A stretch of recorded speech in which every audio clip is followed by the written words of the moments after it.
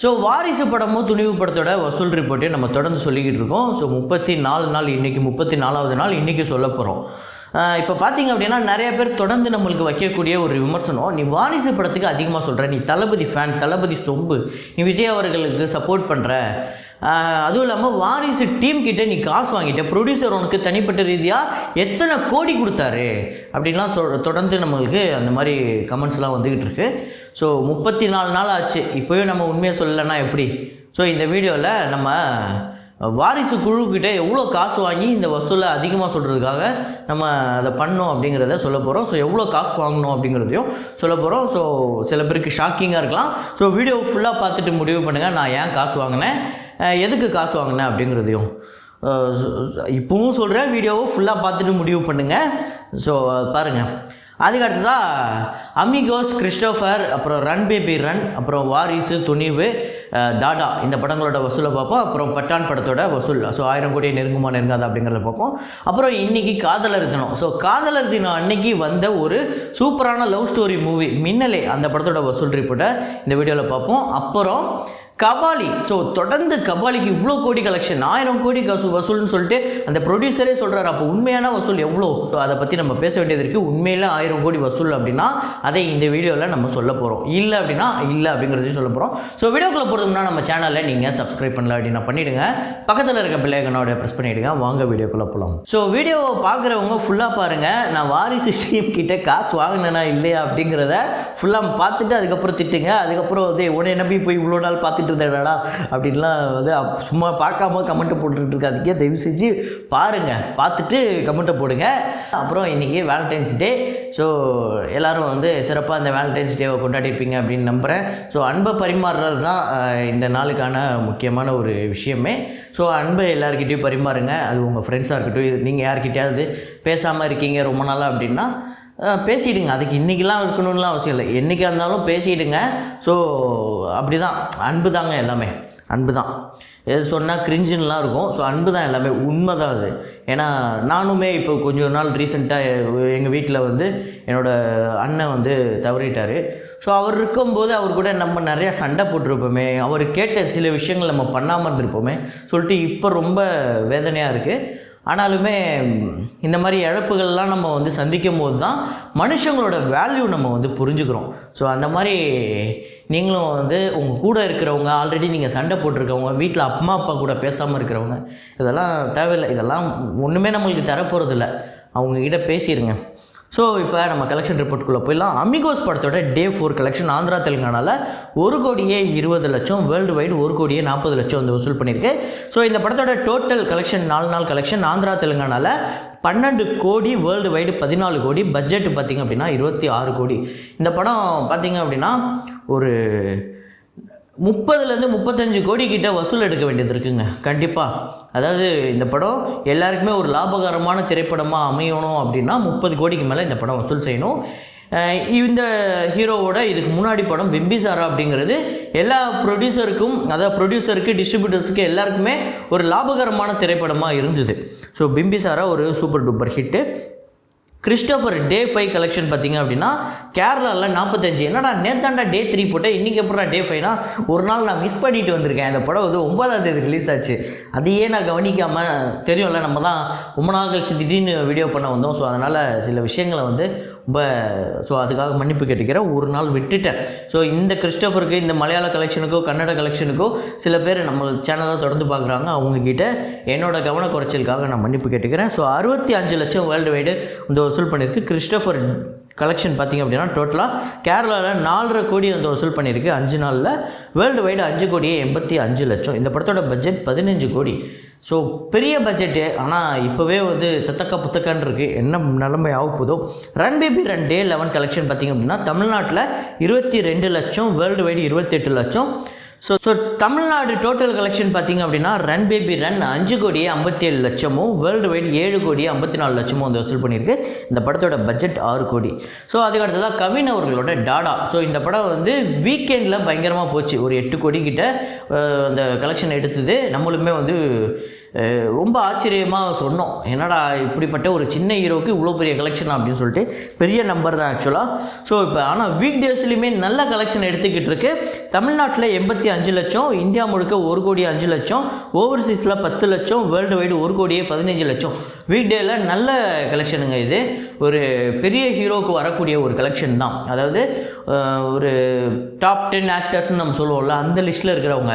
ஆனால் ரொம்ப வருஷமாக சினிமாவில் இருக்கக்கூடிய அதர்வாவாக இருக்கட்டும், பரத்தாக இருக்கட்டும், ஜெய்யா இருக்கட்டும், இவங்களெல்லாம் லைஃப் டைம் கலெக்ஷனே 1 கோடி தான் ஆகுது. ஸோ அதை கம்பேர் பண்ணும்போது கவின் எங்கேயோ அந்த ட்ரெயினில் வந்து முன்னாடி கம்பார்ட்மெண்ட்டில் இருக்கார் அப்படின்னு தோணுது. ஸோ அதுக்கடுத்ததாக பார்த்திங்க அப்படின்னா டாடா படத்தோட கலெக்ஷன் தமிழ்நாட்டில் டோட்டலாக 7,60,00,000, இந்தியா முழுக்க 8,50,00,000 வந்து வசூல் பண்ணியிருக்கு. ஓவர்சீஸில் 90 லட்சம். வேர்ல்டு வைடு இந்த படம் வந்து 9,40,00,000. இந்த படத்தோட பட்ஜெட் 8.5 கோடி. ஸோ இந்த படமே வந்து நல்லா போய்கிட்டு இருக்கு. வாரிசு படத்தோட 34வது நாள் வசூல் தமிழ்நாட்டில் பார்த்திங்க அப்படின்னா 18 லட்சம் வந்து கலெக்ட் பண்ணியிருக்கு. வேர்ல்டு வைடு 26 லட்சம். இந்த படத்தோட total Tamil Nadu collection 143,68,00,000. ஓவர்சீஸில் 90,35,00,000. World wide 305,94,00,000 வந்து வசூல் பண்ணியிருக்கு. இந்த படத்தோட பட்ஜெட் 220 கோடி. ஸோ நேற்று நம்ம சொல்லியிருந்தோம் பிகிலோட கலெக்ஷனை பிரேக் பண்ணி வாரிசு தான் இப்போ நம்பர் 1 கலெக்ஷனில் இருக்குது விஜய் அவர்களோட இதுலன்னு. ஸோ இதை கேட்டுகிட்டே நிறைய பேர் வந்துட்டு நீ ஃபேக்கான கலெக்ஷன் சொல்கிற அப்படின்னு சொல்லியிருந்தாங்க. ஆக்சுவலாக நம்ம வந்து ஒரு ப்ரொடியூசர் சொல்லிட்டாரு, அதனால் நம்ம சொல்லிடணும். இந்த டிஸ்ட்ரிபியூட்டர் சொல்லிட்டாரு, அந்த படத்தில் ஒர்க் பண்ணவங்க சொல்லிட்டாங்க, அந்த ஹீரோ வந்து அனௌன்ஸ் பண்ணிட்டாரு அப்படிங்கிறது நம்ம சொல்லவே மாட்டோம். வழக்கமாக நம்ம வந்து ட்ரேடு ஃபிகர் மட்டும் தான் சொல்லுவோம். ப்ரொடியூசர் ஃபிகர் நம்ம சொல்லவே போகிறதில்ல. ஸோ ப்ரொடியூசர் ஃபிகரில் இன்னும் இவங்க 320 கோடியோ இல்லை 260 கோடியிலே நின்றுருந்தாலுமே நம்மளோட கலெக்ஷன் இதுவாக தான் இருக்கும். ஸோ ஏன்னா நம்ம ட்ரேடு ஃபிகர் நம்ம சொல்கிறது. ஸோ அது வந்து நிறையா நம்ம ஆல்ரெடி சொல்லியிருக்கோம், அது எப்படி அந்த கலெக்ஷன் ரிப்போர்ட்டை நம்ம டேட்டா எடுக்கிறோன்னு சொல்லிட்டு. ஸோ இது வந்து நான் போய் எங்கேயும் தேட்டர் வாசலில் நின்று எடுக்கிறது இல்லை. ஸோ இது எல்லாமே ஒரு சோர்ஸ்லேருந்து அங்கங்கே நிறையா இடத்துல கம்பேர் பண்ணி எடுக்கிறது தான். ஸோ இப்போ நான் வந்து வாரிசு படத்துக்கு காசு வாங்கினேனா அப்படிங்கிறத பற்றி பேசுவோம். இப்போ வாரிசு படம் டீமை வந்து என்னைய வந்து எப்படி அணுகி எனக்கு எப்படி காசு கொடுத்துருப்பாங்க அப்படிங்கிறத ஃபஸ்ட் நம்ம பேசுவோம். நான் ஒன்று கேட்குறேன். இப்போ நீங்கள் தான் ஒரு படம் ஒன்று எடுக்கிறீங்க, அந்த படத்தை பற்றி ப்ரொமோட் பண்ணுறதுக்கோ இல்லை அதிகமாக கலெக்ஷன் சொல்கிறதுக்கோ ஒரு விஷயம் நீங்கள் பண்ண போகிறீங்க. அதை நீங்கள் ஒரு மிகப்பெரிய யூடியூபர் அதாவது ப்ளூ சட்டை மாறணும் இல்லை வேறு யாராவது பெருசாக சினிமாவை பற்றி பேசக்கூடிய லட்சக்கணக்கில் சப்ஸ்கிரைபர் வச்சுருக்கவங்க, மில்லியன் கணக்கில் சப்ஸ்கிரைபர் வச்சுருக்கவங்கள, இல்லை ட்விட்டரில் பெரிய ஃபாலோவர்ஸ் வச்சுருக்கிறவங்கள தேடி போவீங்களா? இல்லை வெறும் 30,000 சப்ஸ்கிரைபர் டெய்லி 10,000 வியூ போய்கிட்டு இருக்க ஒரு யூடியூபரை தேடி போய் கோடி கணக்கில் கொடுத்து நீங்கள் வந்து அந்த நம்பரை வந்து கலெக்ஷன் ரிப்போர்ட்டை மாற்றி போடுங்க அப்படின்னு சொல்லுவீங்களா? ஸோ இது வந்து நான் ஸ்டார்டிங்கில் வீடியோவில் சொன்னது சும்மா ஒரு ஃபன்னுக்காக தான். அப்படிலாம் யாரும் காசுலாம் கொடுக்கணுன்னு அவசியம் இல்லை, யாரும் காசுலாம் கொடுக்கவும் மாட்டாங்க. நான் சொல்கிறது இந்த மாதிரி ஒரு சின்ன யூடியூப் சேனலுக்குலாம் அந்த மாதிரிலாம் கொடுக்க மாட்டாங்க. பெரிய யூடியூப் சேனலுக்குமே கொடுக்கறது அவசியம் இல்லை அப்படின்னு தான் நான் நினைக்கிறேன். ஏன்னா ஸோ வாரிசு மாதிரி படத்துக்கு, துணிவு மாதிரி படத்துக்கெல்லாம் காசு கொடுத்து தான், அதுவும் இந்த மாதிரி ஒரு கலெக்ஷன் ரிப்போர்ட்டை சொல்லி தான் அந்த படத்துக்கு ப்ரொமோஷன் வரணுமா? கொஞ்சம் யோசிச்சு பாருங்கள். தளபதி விஜய் அவர்களுக்கோ, தலை அஜித் அவர்களுக்கோ, கமல் சாருக்கோ, இந்த மாதிரி பெரிய உச்ச நடிகர்களுக்கெல்லாம் இந்த மாதிரி ப்ளூ தக்காளி சேனலில் நான் சொல்லி தான் அவங்களுக்கு ப்ரொமோஷனாக, அவங்களுக்கு விளம்பரமா? கொஞ்சமாவது அதை யோசித்து பார்த்தாலே தெரிய போகுது. ஸோ இந்த மாதிரி காசு வாங்கினியான்னு கேட்குறவங்களெல்லாம் எந்த அளவுக்கு அவங்களோட ஐக்யூ லெவல் இருக்குது அப்படிங்கிறது நம்மளால் புரிஞ்சிக்க முடியுது. சும்மா ஒரு ஃபன்னாக அதுக்கு ரிப்ளை பண்ணணும்னு நினச்சேன், அவ்வளோதான். மற்றபடி இதெல்லாம் ரொம்ப சீரியஸாக மண்டைக்குள்ளே ஏற்றிக்கிற ஆள்லாம் நான் கிடையாது. ஸோ நிறைய விமர்சனத்தை பார்த்துட்டேன். சும்மா ஒரு ஃபன்னாக ஒரு ரிப்ளை, ஒரு வீடியோ எப்போவுமே நம்ம சீரியஸாக ஏதோ ஒரு வெறும் நம்பரை மட்டுமே சொல்லிட்டு போகிறோமே, இப்படி ஒன்று பண்ணுவோம் அப்படின்னு சொல்லிட்டு சும்மா பண்ணது தான். ஸோ மற்றபடி இதெல்லாம் சீரியஸாக நான் எடுத்துக்கிற ஆளும் கிடையாது. அதே நேரத்தில் இந்த மாதிரி விஷயத்தெல்லாம் நான் பார்த்தேன்னா பயங்கரமாக சிரிப்பேன். ஸோ உங்களோட கமெண்ட்ஸ்லாம் நான் பார்த்து பயங்கரமாக சிரிக்கக்கூடிய ஒரு சந்தர்ப்பத்தை ஏற்படுத்தி கொடுத்ததுக்கு ரொம்ப நன்றி. ஸோ துணிவு படத்தோட 34வது நாள் வசூல் பார்த்திங்க அப்படின்னா தமிழ்நாட்டில் 8 லட்சம், வேர்ல்டு வைடு 10 லட்சம். ஸோ டோட்டலாக வேர்ல்டு வைடு 213,64,00,000 இந்த படம் வந்து வசூல் பண்ணியிருக்குங்க துணிவு. ஸோ பட்டான் படத்தோட 20வது நாள் வசூல் தமிழில் பார்த்திங்க அப்படின்னா 5 லட்சம், தெலுங்கில் 10 லட்சம், ஹிந்தியில் வந்து 4,85 லட்சம், இந்தியா முழுக்க 5 கோடி, ஓவர்சீஸில் 2 கோடியே 10 லட்சம், வேர்ல்டு வைடு 7 கோடியே 10 லட்சம். ஸோ பட்டான் படத்தோட தமிழ் கலெக்ஷன் 6 கோடியே 86 லட்சமும், தெலுங்கு கலெக்ஷன் பார்த்திங்க அப்படின்னா 12 கோடியே 17 லட்சமும், ஹிந்தி கலெக்ஷன் 584 கோடி 55 லட்சமும், இந்தியா முழுக்க 603 கோடி வந்து வசூல் பண்ணியிருக்கு. இந்தியா முழுக்க 600 கோடியை கிராஸ் பண்ணிடுச்சு. ஸோ அதுக்கடுத்து தான் ஓவர்சீஸில் பார்த்திங்க அப்படின்னா 351 கோடியே 10 லட்சம். ஸோ டோட்டலாக பார்த்திங்க அப்படின்னா 954 கோடி வந்து வசூல் பண்ணியிருக்கீங்க. இன்னும் 46 கோடி. ஸோ கண்டிப்பாக இந்த வீக் எண்டுக்குள்ளே வந்து இந்த படம் 1000 கோடியை வந்து ரீச் பண்ணிவிடும் அப்படிங்கிறதுல எந்த டவுட்டுமே கிடையாது. ஸோ இந்த படம் வந்து ஆல்ரெடி ஒரு ஆல் டைம் பிளாக் பஸ்டர் அப்படின்னே சொல்லப்படுது. ஸோ அதுக்கடுத்து நான் சொல்லியிருந்தேன்ல மின்னலே. ஸோ இன்றைக்கி வந்து வேலண்டைன்ஸ் டே. ஸோ எல்லாருமே வந்து அந்த வேலண்டைன்ஸ் மூடில் இருப்பீங்க. ஸோ கண்டிப்பாக அப்படிப்பட்ட ஒரு காதல் திரைப்படம், அதுவும் அதே நாளில் ரிலீஸ் ஆன ஒரு படம். ஸோ மின்னலே அப்படிங்கிறது ஒரு வித்தியாசமான ஒரு காதல் கதை.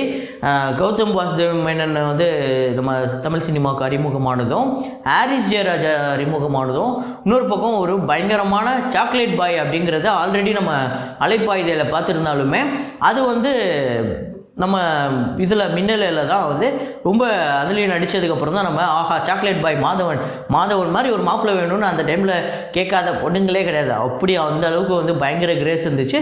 ஸோ இந்த படம் வந்து எல்லா பாட்டுமே சூப்பர் டூப்பர் ஹிட்டு. முக்கியமாக இந்த வசீகரா அப்படிங்கிற பாட்டாக இருக்கட்டும், அப்புறம் வெண்மதி நிலை, இந்த படத்தில் எல்லா பாட்டுமே சூப்பர் டூப்பர் ஹிட்டை சொல்லணுன்னா எல்லா பாட்டையும் தான் சொல்லணும். ஸோ இந்த படம் மியூசிக்கலி ஒரு மிகப்பெரிய வெற்றி. இந்த படத்தில் ரீமா சென்னுமே வந்து அறிமுகமாக இருப்பாங்க. அவங்களுமே வந்து அதுக்கப்புறம் ஒரு பெரிய வாய்ப்பெல்லாம் கிடைச்சிது. ஸோ இப்போ மேபி அவங்களுக்கு வாய்ப்பு இல்லாமல் இருந்திருக்கலாம். 1001 மாதிரி ஒரு படத்தில் ஒரு முக்கியமான ரோல் கூட அவங்க நடிச்சிருந்தாங்க. ஸோ அந்த மாதிரி ஒரு பெரிய திறமைசாலிகளை வந்து வெளிப்படுத்தின ஒரு படம் மின்னலே. ஸோ கௌதம், இன்னொரு பக்கம் வந்து ஹாரிஸ் ஜெயராஜ், ரீமா சென். ஸோ இந்த படத்தோட பட்ஜெட் என்ன அப்படின்னு பார்த்தீங்கன்னா 3-4 கோடி அப்படின்னு சொல்லப்படுது அப்ராக்சிமேட்லி. ஸோ அது கன்ஃபார்மாக தெரியல. இந்த படத்தோட தமிழ்நாடு கலெக்ஷன் 8 கோடி. ரெஸ்ட் ஆஃப் இந்தியா மற்றது இந்தியா முழுக்க தமிழ்நாடு இல்லாமல் மற்ற ஸ்டேட் எல்லாம் சேர்த்து 1 கோடியே 80 லட்சம். வேர்ல்டு வைடு 12 கோடி வந்து வசூல் பண்ணியிருக்கு. ஸோ இந்த படம் வந்து மிகப்பெரிய ப்ராஃபிட் மூவி. ஸோ வேறு லெவல் ஹிட்டுங்க. ஸோ இந்த படம் உங்களுக்கு எத்தனை பேருக்கு பிடிக்கும், எத்தனை பேருக்கு இந்த படம் ஃபேவரட் மூவி அப்படிங்கிற சொல்லுங்கள். ஸோ நேற்றே அந்த லவ் மூவி அப்படின்னு போடும்போது நிறைய பேர் மின்னலேன்னு போட்டிருந்தீங்க. ஸோ அவங்களுக்காக தான் இது எலெக்ஷன் ரிப்போர்ட்டு. அதுக்கடுத்ததாக கபாலி படம். ஸோ சூப்பர் ஸ்டார் ரஜினிகாந்த் அவர்கள் மறுபடியும் கம்பேக் கொடுத்த படம் அந்த எந்திரனுக்கு அப்புறம் நினைக்கிறேன். ஸோ எந்திரனுக்கு அப்புறம் மறுபடியும் கம்பேக் வராரு. பயங்கரமான ட்ரெய்லரு. அந்த ட்ரெய்லர் வந்து யூடியூப்லேயே ஒரு மிகப்பெரிய புரட்சி பண்ணிச்சு.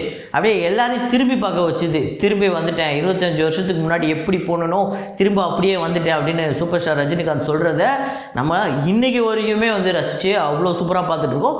ஸோ அந்தளவுக்கு அவர் வந்து ஒரு கம்பேக் கொடுத்த படம் அப்படின்னு சொல்லலாம். ஆனால் இந்த படத்துக்கு இன்னொரு பிரச்சனை என்ன அப்படின்னா, இந்த படத்தோட ப்ரொடியூசர் ஒவ்வொரு இடத்துலையுமே முதல் நாள் வசூல் 100 கோடியை தாண்டிடுச்சு, ஒரு வார வசூல் 300 கோடியை தாண்டிடுச்சு, மொத்த வசூல் 1000 கோடியை தாண்டிடுச்சு அப்படின்லாம் சொல்கிறாரு. ஸோ அதுக்கு எக்ஸாக்டாக ஒரு கணக்கெலாம் போட்டு ஏதாவது தெளிவாக கொடுத்தாரா அப்படின்னு கேட்டிங்கன்னா இல்லை. சும்மா ஏதோ ஒரு இன்டர்வியூவில் பொதுவாக சொல்கிறது. அதுக்கெலாம் அவர் கரெக்டாக டேக்ஸ் கட்டுவாரான்னு கேட்டிங்கன்னா அப்போ போய் அவரோட கணக்கு என்ன சொல்லியிருப்பார் அப்படிங்கிறத இப்போ நம்ம சொல்ல போகிறோம். ஸோ இந்த படத்தோட தமிழ்நாடு கலெக்ஷன் பார்த்திங்க அப்படின்னா 73 கோடி வந்து வசூல் பண்ணியிருக்கு. ஆந்திரா தெலுங்கானாவில் 36 கோடி, கர்நாடகாவில் பார்த்திங்க அப்படின்னா 28 கோடியே 50 லட்சம், கேரளாவில் 16 கோடியே 40 லட்சம். ஸோ ரெஸ்ட் ஆஃப் இந்தியாவில் 4 கோடியே 50 லட்சம். ஹிந்தியில் மட்டுமே இந்த படம் 30 கோடிக்கு மேலே வசூல் பண்ணியிருக்கு. இந்த படம் இந்தியாவில் மட்டும் டோட்டலாக 189 கோடி. ஸோ ஓவர்சீஸில் 105 கோடி வந்து கலெக்ட் பண்ணியிருக்கு. 15.64 மில்லியன் US டாலர் வந்து வசூல் பண்ணியிருக்கு. World wide 294 crore. ஸோ 294 கோடி வந்து இந்த படம் வந்து வசூல் பண்ணியிருக்குங்க.